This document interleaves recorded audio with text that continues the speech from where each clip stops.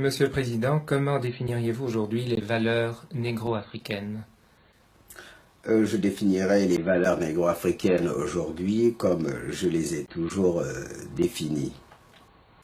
Je crois que la seule différence, c'est que je vis maintenant les valeurs négro-africaines plus authentiquement que je les vivais du temps de ma jeunesse. Cela peut paraître paradoxal, mais c'est que j'ai beaucoup médité sur ces valeurs. La négritude, d'aucuns l'ont nié, en particulier les négro-africains anglophones. Ils disent qu'il n'y a pas de négritude.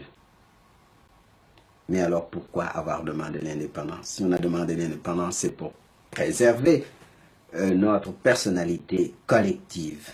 Et cette personnalité collective négro-africaine, c'est exactement la négritude. En d'autres termes, la négritude, c'est l'ensemble des valeurs de civilisation du monde noir. Les Noirs ont une certaine façon de danser, de chanter, de sculpter, de peindre, de rire, de pleurer. C'est tout cela la négritude. Plus précisément, la négritude se caractérise par certaines valeurs.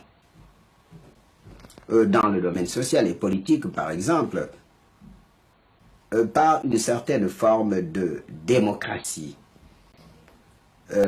qui s'exprime dans la palabre, où tous les membres d'une assemblée doivent donner leur avis, mais où, ayant donné leur avis, ils doivent se ranger à l'avis de la majorité, de telle sorte qu'après la délibération, il y a unanimité.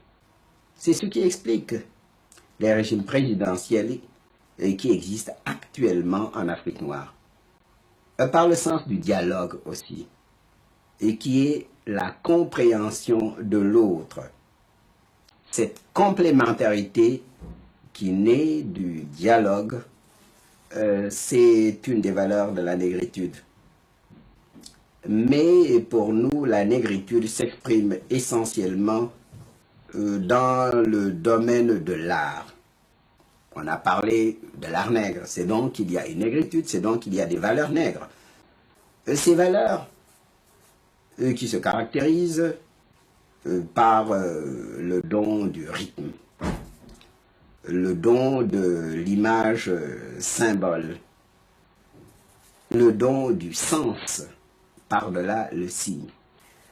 Ce sont toutes ces valeurs qui définissent pour nous le concept de négritude.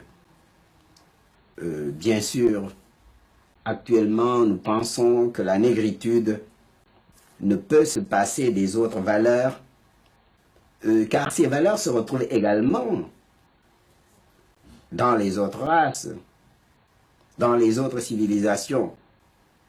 Seulement, il se fait que dans le monde noir, il y a un ensemble particulier.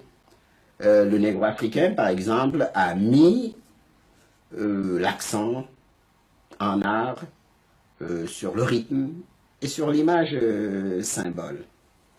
Voilà très brièvement ma conception actuelle de la négritude. Si vous voulez, nous avions vers 1933 une conception étriquée, un peu raciste de la négritude. Actuellement, nous avons une conception ouverte et nous pensons que la nouvelle civilisation négro-africaine doit emprunter aux autres, en particulier à l'Europe, des valeurs complémentaires, la raison discursive, l'esprit de méthode, le sens de l'efficacité.